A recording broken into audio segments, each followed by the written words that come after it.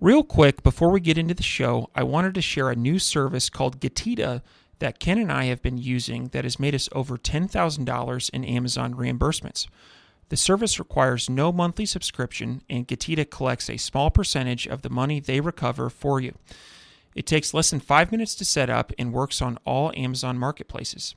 Go to Getita.com, Getida, and enter promo code FTM400. That's FTM for Firing the Man 400 to get your first $400 in reimbursements commission free. How much money does Amazon owe you? Manual campaigns should be the majority of your campaigns. Exact match campaigns are scale campaigns. Those are what's going to scale your brand at the most efficient way possible. Do not focus on selling, focus on serving them and solving their problem, and you will not get spam complaints, and you'll actually grow your sales as a result of that. Welcome everyone to the Firing the Man podcast, a show for anyone who wants to be their own boss. If you sit in a cubicle every day and know you are capable of more, then join us. This show will help you build a business and grow your passive income streams in just a few short hours per day. And now your hosts, serial entrepreneurs David Schomer and Ken Wilson. So I just want to let you know mid-podcast, I am loving this conversation. We're going deep on PPC and it's such a huge part of these types of businesses. And so thank you for going deep with us. To continue this conversation, a lot of our listeners have product variations where they'll have, say, like a 2-pack, a 4-pack, and an 8-pack. The 2-pack would be the lowest price, right? And I've heard it referred to as like an alpha. Like this is what we're going to drive traffic to. And then while they're there, they may say, I don't really want a 2-pack. How about an 8-pack? And so you get them in with a low price, and the hope is that they leave with a higher priced offering. And so from a PPC standpoint, I'm curious if you have any brands that you manage that have something similar and how you strategize around this like tiered pricing system. Yeah, so almost all the brands have that kind of thing, including my own. So that's actually one of my big strategies around defensive product targeting ads is having variations. So we have a 1-pack, a 3-pack, a 6-pack, and even a 12-pack on one of our products. And the 1-pack is full price, $30. The 3-pack is 2.25x the price. So not quite buy 2, get 1 free. It's a little bit more expensive than that, but it's lower price than if you bought 3 separately. And then the 6-pack is buy 4, get 2 free. And how we position it with PPC is everything goes towards the hero product, that 1-pack, because that's going to be by far your best seller. To give you an example, we sell 100 of the 1-pack per day. We sell 2 to 5 of the 6-pack per day. And then we sell 2 to 5 of the 3-pack per day. But you got to realize that 3-pack and 6-pack are higher margin, and you're taking somebody off the market for a longer period of time, which is good.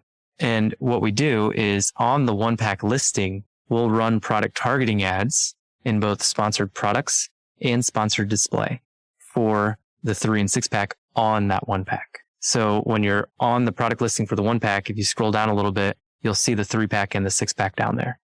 And you can do this with other variations as well. You can do this with colors. So if you have a brown one and you can advertise your black, your purple, your blue it's called a product targeting ad. And it's both in sponsored products and it's in sponsored display.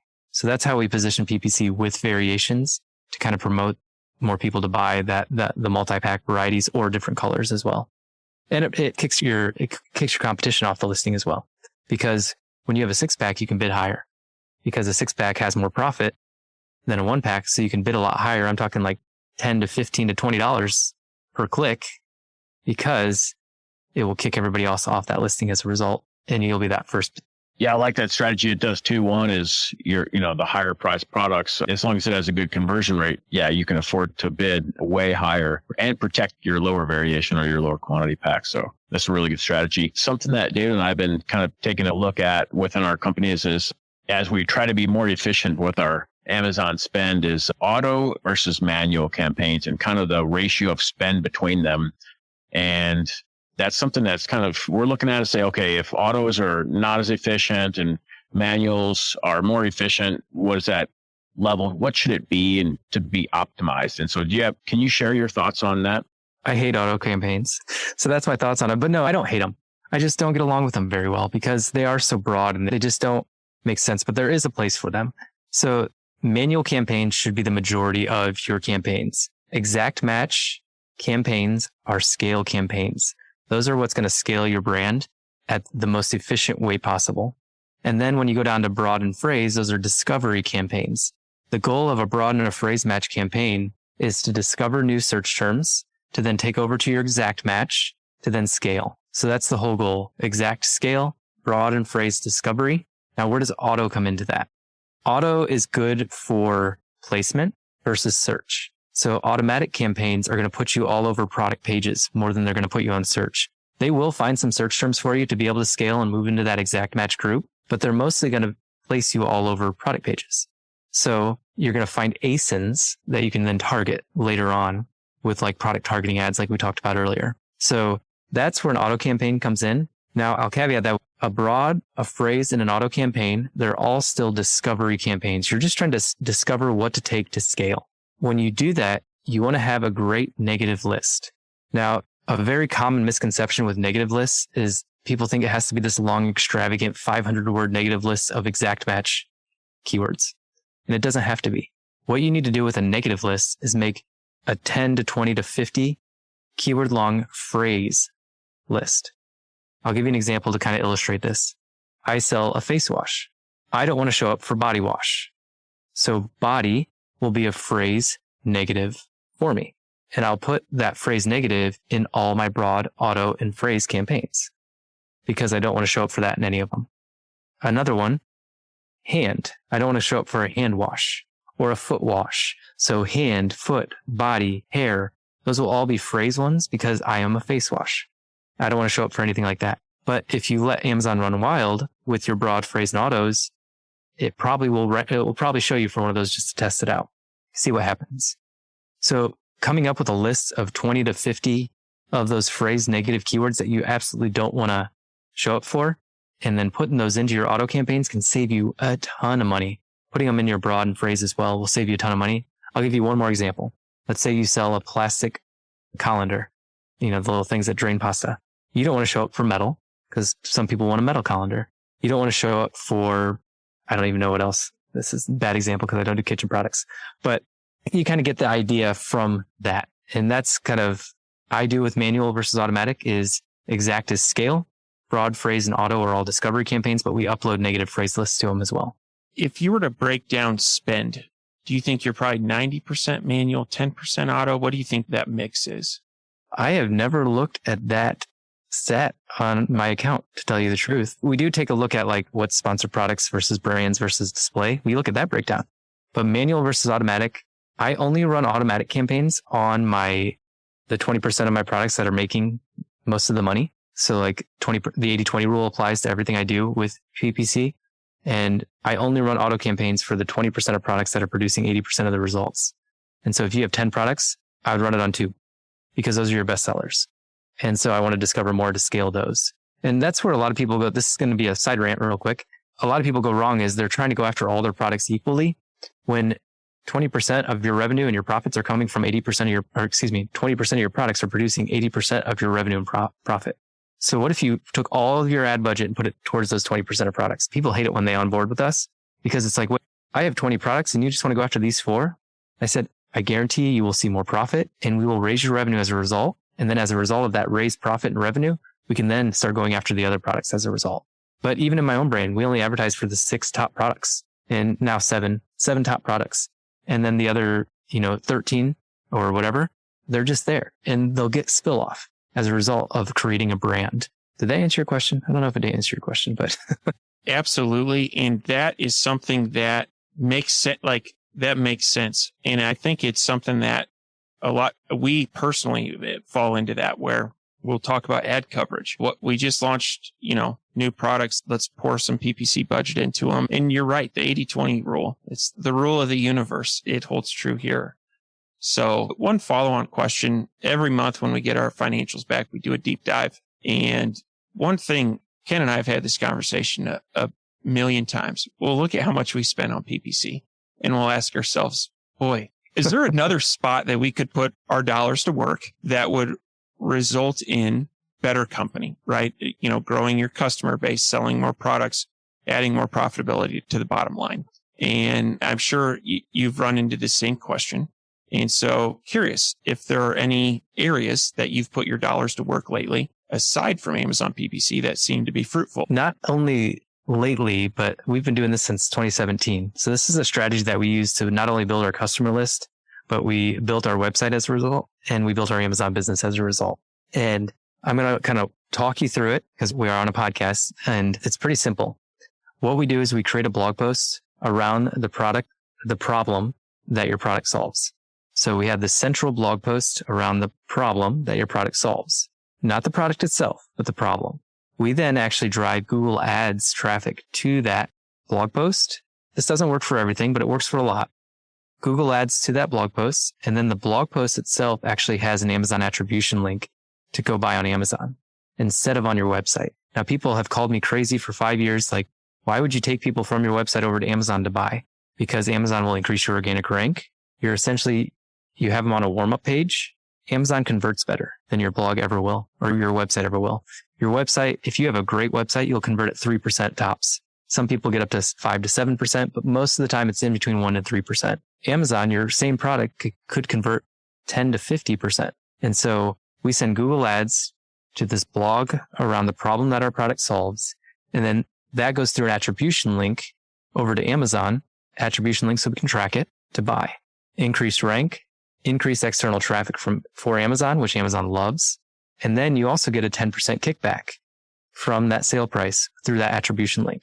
And so you get a bonus from Amazon. With this, we get anywhere from a 3 to 7 ROAS on these blog posts with unlimited traffic because it's Google. As long as the traffic's there, as long as you find the right problem to address, then you're going to be able to just keep pumping traffic over to Google. Right now in our brand, we're spending $700 a day. And with PPC, since we had to cut the budget, we're spending about $2,200 a day. We were up at one point up to like $6,000 to $7,000 a day when we were up at that 40% tacos. But we've had to get more efficient. And what we saw is as we started bringing things down, our ROAS in Amazon PPC was around 2 to 2.2 to 2.3. But our ROAS over on the Google Ads side, Google Ads to blog post to Amazon, was anywhere from 3 to 7. And so we're starting to shift our PPC budget over to Google. Now you have somebody on your blog. You can pixel them. Pixels will be dead soon, but pixel them still. You can pixel them because they clicked on your Google ad. You can pixel them inside Google. Most people think of Facebook as a pixel because that's what it's called in Facebook, but Google also has the same thing. They're called custom affinity audiences, and you can get into a whole deep dive of that. But now you've pixeled them, they've clicked your ad, and then you can remarket to them, and you can also get an email lead as a result. And so there's so much you can do from them just being on your website, get their email address, get a pixel, etc., but then also sending them over to Amazon. So I'm actually starting to shift more of my PPC budget over to Google to a blog post, and it's working incredibly well. Sorry to interrupt the episode. You may have heard Ken and I talking recently about a new tool that we're using for Amazon refunds. Now, I have used other refund tools like this. However, I can tell you in the first 7 days, they scrubbed the back end of my Amazon account going back 18 months and found $5,000 of refunds. And the nice thing about this is it's my money. Amazon made a mistake and they are just auditing my account. The other thing I really like about this tool is there is no monthly fee. They only charge a commission if they are successful in getting you your money. Go to Getida.com, Getida, and enter promo code FTM for Firing the Man, FTM400. This is an awesome tool. Can't say enough good things about it. Now, back to the episode. That's pretty cool. So a couple follow-up questions on that one is how do you capture their email? If you have a link to Amazon, how are you getting that? 2 ways. One way is a pop-up. So there's a problem that your product solves. Why not make a little book or a short little PDF or something around it? So for my brand, we have a book called Rethinking Dry Eye Treatment, and they get a free PDF version of that. It's a full book. It's 200 pages. It's something that my wife and I wrote a couple of years ago, and it converts really well. The second thing you can do, or another example, is when you go to my agency's blog and you're on that, we have a free Amazon PPC masterclass. And so they'll opt into that and they'll opt in to take that. And I say that our Amazon PPC masterclass is better than any paid Amazon PPC masterclass that's out there.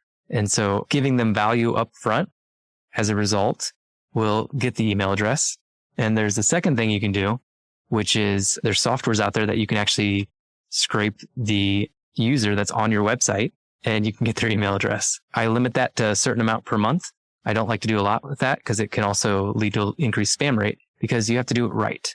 And I don't like to say that publicly too much, not because I'm against it, but I believe in truly what I'm doing is the best to serve the client. And I'm not going to spam you with my email follow-up. I'm going to serve you at the highest level. But we're all logged into our browsers. And when you're surfing the web, that relays information and the software picks that up. And so you've probably sold your name and your email address to a sweepstakes somewhere if you've ever signed up for anything. And it combines that, your data software, with the sweepstakes that you sold a long time ago, combines it, gives you an email address. So you can do that as well. Like I said, limit that because you don't want to get spam complaints and you want to focus your email list on service. Do not or your email sequence on service. Do not focus on selling, focus on serving them and solving their problem. And you will not get spam complaints and you'll actually grow your sales as a result of that.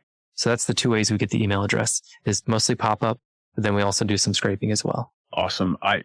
That's next. Those are next level. Two more quick follow-ons on this one. One, on the attribution link, on the link over to Amazon, do you take them directly to the PDP or do you do add to cart? You can do both. And so we just do directly to the product page, but you can finagle some links in there and make it so like, let's say you're talking about 3 different products on your blog post that are all yours. You could do a add to cart link for all 3 of them that has an attribution link in there. Okay, perfect. And then last one on that follow up is are you seeing best results with like Google Shopping ads or Google Performance Max? Search. So Google search ads with maximizing clicks. And then we go after the keyword around the problem that our product solves, not the product keyword. Those are going to be competitive, but around the problem. And we'll do phrase and exact match only. And I'll give you a quick example. Eyelid wipes help with dry eye. So we target dry eye, go to an article about dry eye. Here's the eyelid wipes, go buy. Okay, perfect. It's an excellent customer journey. So awesome. David, over to you. Yeah, well, I really enjoying this discussion. I think we could probably go a couple more hours, but I want to be respectful of your time. Before we get into the fire round, can you talk about Profitable Pineapple and how you could help our listeners? Yeah, so I believe in service first. So everything I put out there is pretty much free. And we have the free PPC masterclass, profitablepineapple.com is where you can get that. If you also go to profitablepineapple.com/audience, that kind of last strategy I talked about, I actually have a free course around that. And so I believe in giving away all my secrets for free. You guys can take it and run with it. Because what I've found is the more I serve people, the more people come back to use us as an agency. So we are an Amazon PPC agency. We help with Amazon PPC, of course. That's the bread and butter. That's your 80-20. All the other advertising platforms, even though Google's starting to take over for me, but Amazon PPC is your bread and butter. That's going to be the biggest opportunity for you. We also do Amazon DSP, which is demand side platform. Those are display ads on Amazon and off Amazon. So if you're on Yahoo and you see an ad, usually that's from Google or Amazon. So we'll do Amazon PPC, DSP, and then we also do this for clients as well. So the Google ads to a blog, to Amazon strategy, or just Google ads to Amazon through an attribution link itself. Lower ROAS on those. I like the blog strategy in the middle just because it's a warm up page. You get a cookie or you can cookie them. So you can get a pixel, you can get an email address. You can do so much with it. And so we do that for clients as well. So you can apply to work with us at profitablepineapple.com as well. That's awesome.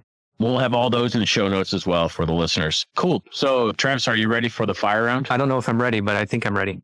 All right, let's get into it. What is your favorite book? My favorite book is Ready, Fire, Aim. It's probably the one that I read over and over again. I don't want to do this, but I'm going to. And a second book is Profit First. So if you haven't read Profit First and you're an Amazon seller or you're an e-commerce seller, you have to read Profit First. Nice. Yeah, I like that with both of those. What are your hobbies? Hobbies, I play the ukulele, and most of my hobbies are around my kids. So it's hanging out with our 1 and 4-year-old and just trying to survive. And survival is the hobby right now.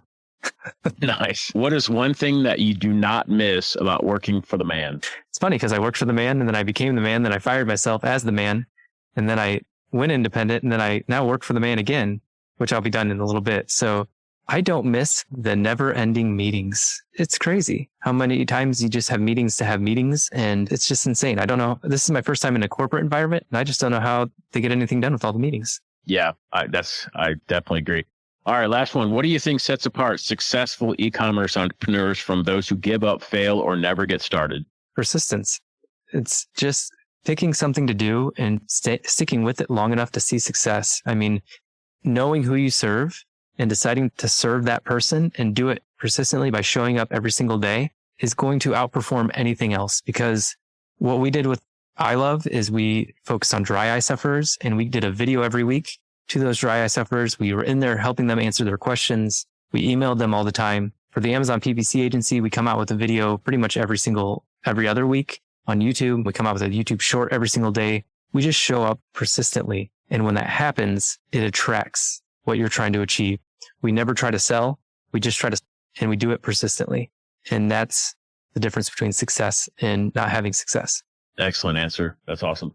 David, you want to close out the show? Absolutely. Dr. Zigler, how can people get a hold of you?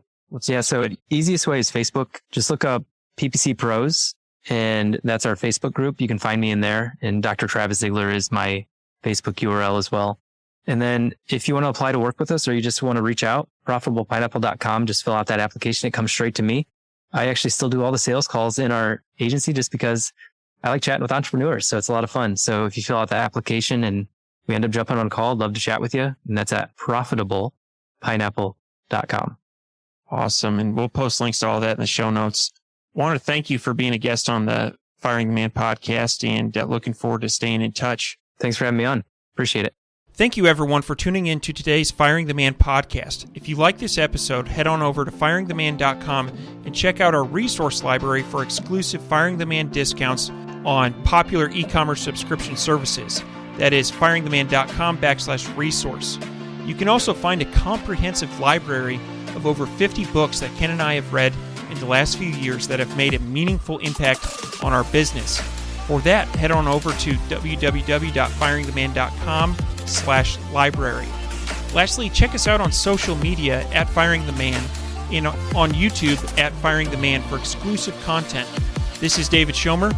And Ken Wilson. We're out.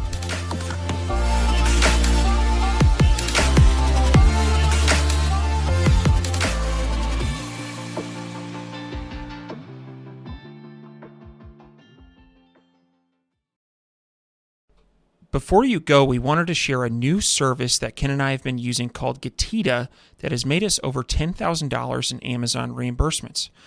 The service requires no monthly subscription, and Getita collects a small percentage of the money they recover for you. It takes less than 5 minutes to set up and works on all Amazon marketplaces. Go to Getita.com, Getida.com, and enter promo code FTM400. That's FTM for Firing the Man 400 to get your first $400 in reimbursements commission free. How much money does Amazon owe you?